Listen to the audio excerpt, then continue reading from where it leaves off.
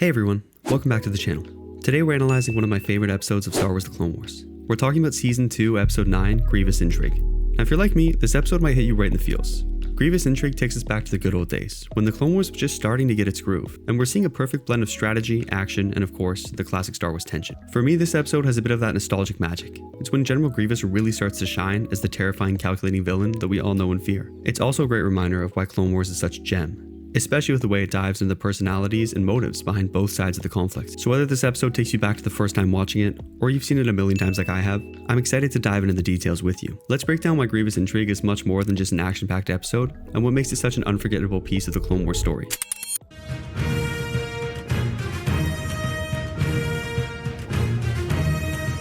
Now this quote is so awesome because I just did a video reviewing all the quotes from Season 2 of Star Wars The Clone Wars, the opening quotes. If you want to check that out, it's going to be linked in the video right here. Aside from that, this is I'm pretty sure I put this as an A-tier quote because I think it's so good. For everything you gain, you lose something else. It's such an awesome quote in the way that it talks about the deeper impacts of the episode here and the deeper implications that this one event has on the Clone Wars as a whole, changing the way that the Jedi handle. And we really see here how the story shifts from focusing on capturing, killing, or defeating General Grievous to later on in the Clone Wars just trying to kill Dooku. There are so many other amazing Star Wars content. The Dark Disciples book, which I'm in the process of reading right now, is just all centered around we have to kill Dooku. We have to kill this one evil being to end the war. And that is the true, blindness of the Jedi that they can't see. There's more corruption than just this one evil person, and that's not gonna end the war if they did manage to kill them.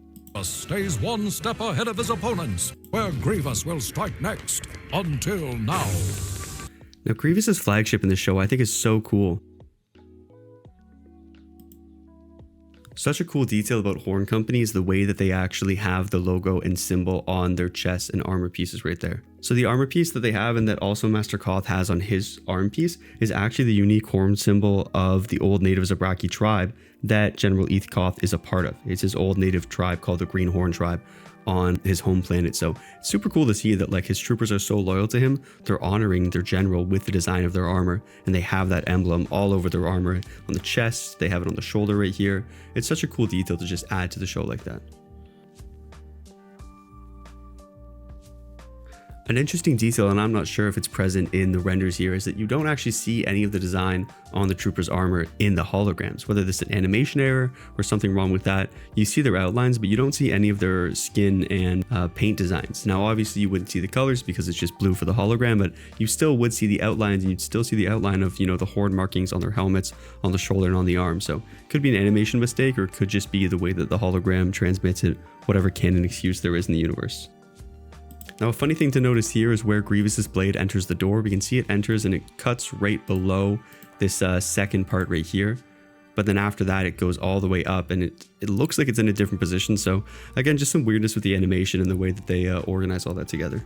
Now Master Koth is actually a Zabrak, which is super confusing because you think of Darth Maul or other notable Zabraki species that don't have the same markings that Master Koth does, and there's different basically races or flavors of the Zabrak species, and he is of different type where they have the horns a bit wider on the front of their face, as well as the ability to kind of grow the hair like you see there. So technically still the same species as Maul, Sauvage Opress, but super interesting to see the differences between his character. How he has the horns in the front there, they're in a bit of different places, as well as some face tattoos. Looks kind of similar to what Darth Maul and other Zabrak got done.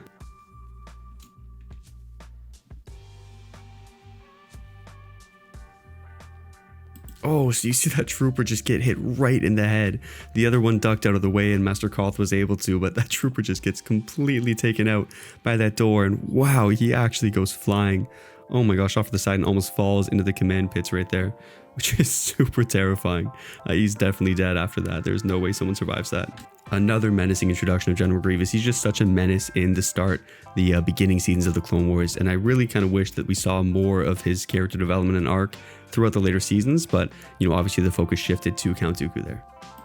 Now it's interesting that a lot of these clones get taken down off screen. We can assume that obviously the commando droids are very difficult to deal with and they're very, well trained or powerful, I guess, but it's kind of disappointing that there are so many clone troopers in there with Master Koth and they get taken down so easily. I mean, immediately in a couple seconds, they're all gone. I mean, that's the guy that got hit with the door, just completely wiped out.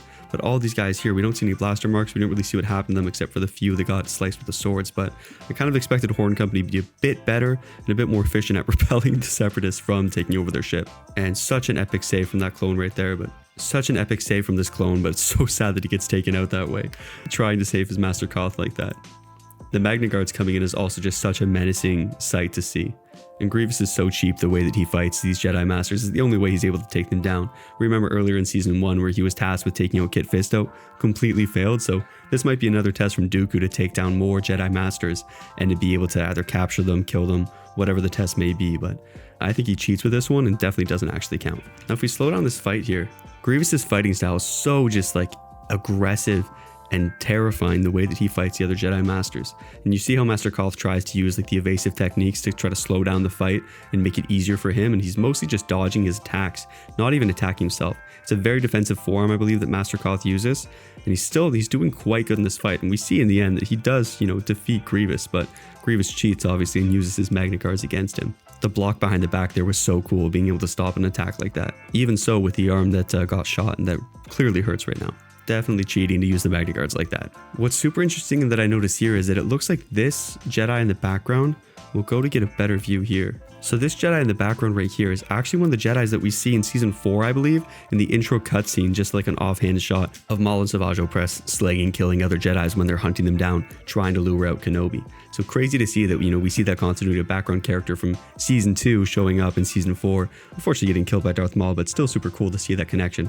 And I'm sure it was just easier for, the Lucasfilm animation team to just reuse the models of Jedi that they already had. We can see off to the side there, actually, that we have Terra Sanube in the back, which is super fun to see as well. Again, just reusing models, but awesome to see these characters, that didn't get fleshed out much in the show. We only saw a few times, still technically in the background in other episodes. And I think it's super cool that we have a weak way Jedi in the back. We don't often see many of those, and we've never really seen one in action, but pretty cool to see that we see him in the background there as well with the armor pieces on. So it does look like he's fighting in the war. He has the similar armor pieces as Kenobi right here.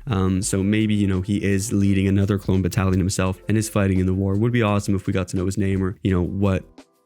Super awesome that Commander Wolf is the one who finds the secret code in the message and just shows how skilled he is as a clone commander. In a room full of Jedi, in a room full of Force sensitive people, and the most, powerful Jedi essentially of the Jedi Council, he's the one who's able to find the secret message in the holotape. So pretty awesome that it's Commander Wolf who found that, and just shows how cool his character is. There's no way that these hand signals actually mean anything or make any sense. He's just doing surfs up right there, 3 fingers. There's no way that Kenobi or Obi-Wan actually knows what's happening. Awesome to get a little close up here because we see Ewan McGregor's small head dot, his head dimple right there. That's the animators put in to pay, homage and honor to his character when he plays Obi-Wan in the prequel shows, in the prequel movies. Super cool to see that they also add that detail into his character in the animated show. I find it kind of crazy that a strike team going to, take out General Grievous, who's killed so many Jedi and who needs so many Jedi to take him down, they only send 3 Jedi Masters.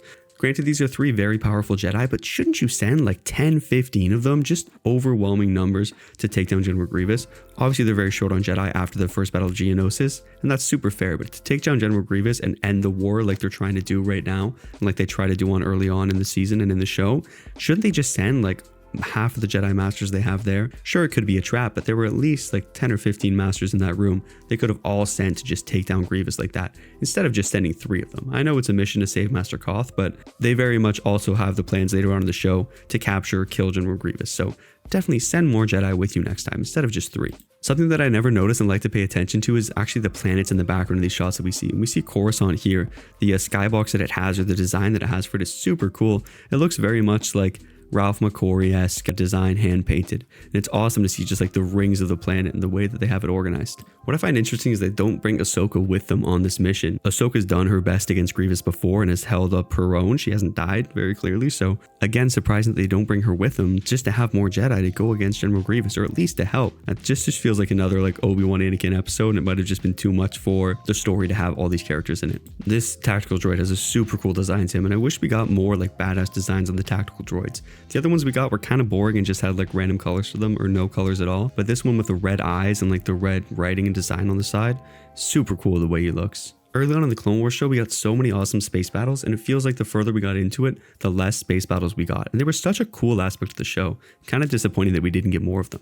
What's so funny is that in some of these Star Wars scenes, instead of using holograms like it's the common mode of communication in this, they just have screens that randomly pop up. And it's like, do they have cameras and screens that they use for this? I just find it funny that they switch between holograms and occasionally use these screens and cameras instead of actually the hologram, which does feel like their common mode of communication. Again, super cool to see here. And again, I'm not sure if it's an animation error, but we see the red bridges of the Venator ships, but we don't see any red on the ships over here on their bridges. So it could be to mark that it's, the commanding ship and that it's Admiral Yularen and Anakin's commanding ship, or it just could be an animation mistake in the models that they don't have any red. Now, I always just assumed that the droid control panels or any control panel just had a bunch of random mumbo jumbo on it. We actually do see the outline of Grievous's flagship here, which is awesome to see, as well as the outline of the battle as well, the 2D top-down view of it. So we can see all the Separatist ships and then the Republic ships there. It is interesting though that the Republic ships have engaged them, and we saw the support class ships that were, flying by and doing flybys of the Separatist ships. So they clearly aren't in those positions anymore, and maybe that's just their initial scan that they had of the ships when, the droid reported on the ship variants that it came from hyperspace. Cool to see that there's actual details on the control panels and not just random circles and dots. The way that Anakin just flies by all these ships here, it's so terrifying. Could have flown into any of the ships, could have flown into any of the laser bolts that were flying by. Definitely shows how skilled of a pilot he is, and also a little crazy. I did never really understand the separation between the engines and between the main part of Grievous's flagship. Obviously, it looks like a super cool design and it's clearly huge, but these windows right here make it seem much bigger than it is compared to the scale of the Jedi shuttle here. And just having the engines at the back feels like it's so susceptible to just being shot here and completely disabled and not able to move. And then it feels like these guns over here, what are they actually going to do when they're just completely underneath and covered by this canopy right here? It feels like they don't have that much range and that much effective area on where they're able to shoot. But the sheer amount of guns on this flagship is kind of insane. We see one cannon here, we see 5 along the front here, and then we see 6 on either side right here, so 12 total. And that's just on one part of the ship. We don't see any weapons at all on the back engines, obviously, but it's crazy the amount of cannons that are just on this one back area just to defend like the rear. Maybe they need that many to defend this very vulnerable area by the engines. At first I figured they had some sort of artificial gravity in the ship, but now that I'm seeing Master Galia's hair tentacles or head tentacles fall down here, I'm a little confused because are they strapped into the seats? Do they have like some magnets that's holding them down, or are they like on the verge of falling on their heads right now? I think some of my favorite parts of the Clone Wars are these boarding scenes when they're trying to defend against, a boarding party. They're such badass moments and they look so cool, and awesome that we get 2 in this episode, right at the beginning and then right here as well. And interesting to see that the different strategies that the clones use depending on the division and the company they're with. Whereas, similar strategy to hiding behind the door, but this trooper hides so much closer and is able to blast a droid right when it walks through. Also crazy to see how eager Grievous is to get on here and kill Kenobi, whereas with the other ship, he used one lightsaber and just cut the circle through, but now he's using all 4 arms and all 4 lightsabers to cut through the door to get in there and kill Kenobi as fast as possible. Again, another great strategy from this clone, but so sad that he gets taken down right away and shot right in the head from that one droid right there. It's so disappointing. 2 more headshots from the 2 clones. There's no way they're surviving that. Kind of weird that all the clones just disappeared there. Again, the same with Master Heath Koth. They're taken down so easily. Maybe it's just to get, Kenobi alone with Grievous as fast as possible for the story, but they almost just completely disappeared and stopped firing it like in a second there. So funny that these droids just get completely sliced up here. They really are no match for 2 Jedi Masters or 2 Jedi Knights. Sorry, Anakin. I understand the ship is decently big, and where they boarded compared to where the bridge is does seem like a bit of a hike for Kenobi and Grievous to be in a standoff walking backwards right until they get to the bridge. Maybe Grievous is waiting until he has Kenobi cornered, but it does feel like they had to walk for a good 5-ish minutes to get here. And that does seem a bit awkward to just be staring at each other the whole time. That line actually goes really hard. The droid definitely had them at the start here. The droid definitely fumbles the bag later on, but I think he had them at the start here, and his line went really hard too. Now, the sheer amount of commando droids that Grievous has at his disposal, again, he's obviously, the general of the droid army, so that totally makes sense, but the ones that he used against Kenobi, the one he used against Master Koth in the beginning, and the crazy amount that he has here, he must have just sheer hundreds of them at his disposal, and they're very expensive to make, and they aren't as cheap as B1 battle droids, and they're very expensive to make, so it's kind of crazy how much money I'm sure it costs for him to have this many commando droids. Kind of funny that this entire time Master Koth is just slowly spinning in a circle, like on a lazy Susan, just on a car on a display case this entire time waiting to be rescued, just sitting here in a Jesus pose, slowly spinning around like a rotisserie chicken. Kind of funny that Grievous almost fell over there. He almost fell backwards for some reason. An army with no loyalty, no spirit, just programming. What have you to show for all your power? What have you to gain? Always a classic moment. You think after so many fights, Grievous and Kenobi would know each other's moves and not be in such a standoff mode, but it takes like 3 years of them constantly coming in contact with each other and fighting and just having a stalemate every single time. What's funny is that Master Koth was facing backwards before we left, and now he's fully turned around again like a rotisserie chicken, and he's just being roasted completely. So cool that the Jedi are able to fight in unison and completely rely on each other, like where Anakin's able to duck there and Master Galia just slices right over his head and slices that droid clean in half. It's always funny to see droids get force pushed because it feels like they're not getting pushed that hard and they're just getting completely destroyed just from hitting a wall. Like right there, I mean obviously he was kicked pretty hard, but was it hard enough for him to like break his circuitry of his Durasteel metal and completely disable him? Awesome to see like the lightsaber interaction with the environment. Finally we get some cool lightsaber interactions like that, where Grievous just completely destroys all the controls of the ship by trying to slice at Kenobi. He's clearly frustrated with him at this point. And then right there again, the spinning completely destroying all the controls of the ship. And the way they're able to just slice through them like butter looks so cool. What is with kicking in this episode? It really seems like every single person is just kicking so much. Grievous has kicked doors down 3 times. He kicked Master Koth right at the beginning of their fight. He kicked Kenobi right at the beginning of theirs. Anakin is like kicking 5 droids at a time. It just feels like this is such a kicking heavy episode, and it's not a move that they use that often. The droid was so cool at the start of this episode and had so many hard lines, but then to do this at the end is so disappointing and such a letdown. Completely gets sliced like butter there. Master Koth is no longer spinning around like a rotisserie chicken. Again, I guess it's fine, but just in the Jesus pose right here, he really does kind of look like that. So clearly that was a plan to try to stop and capture Grievous this entire time. So why didn't you bring more Jedi with you? Just feels like it would have been a good idea to have those just in case you have to fight him like Obi-Wan is doing right now. It very much seems like the formula for beating Grievous is kind of simple. It's been done twice in this episode alone. You let him board your ship, you let him cut a hole in a door and kick it at you, you let him throw you around a little bit, and then you force push him into a window and you win. Very clearly how it's happened twice already, and I think the Jedi need to take notes on their fights with him. Maybe they could repeat it more in the future. Obviously, the writers had to play like story acrobatics to keep Anakin away from General Grievous and from ever meeting him. And it's so unfortunate they had to do that because this makes zero sense for his character. Very much, he is a character who would be arrogant and eager to go use his power and feel that he was the best one to go fight and take on General Grievous. He was very clearly in the early episodes of season 1, chasing him down in his ship, the closest he ever got to him, so eager to like fight and go up against General Grievous. So out of character for him here to just be like, oh no, I'll help him get back to the ship. You go ahead and try to like go take care of General Grievous. Totally doesn't make any sense for him as a person or his character, but totally makes sense for the story to keep them from meeting, obviously again, so they can meet for the first time in Revenge of the Sith. It's just so unfortunate that it had to turn out that way because this makes zero sense for Anakin to do that. So rude of Obi-Wan to like know what the kind of mess that he left in the bridge there for the 2 pilots and then to just tell them to go deal with it. They get there and there's nothing like they're able to do. The entire ship is destroyed. All the controls are down and Obi-Wan's like, yeah, just deal with it. This is it. This is the most badass clone moment in all of Star Wars, 100%. The clone squad against General Grievous having Stormtrooper aim, not being able to hit a single shot on him as he's just running backwards. They clearly...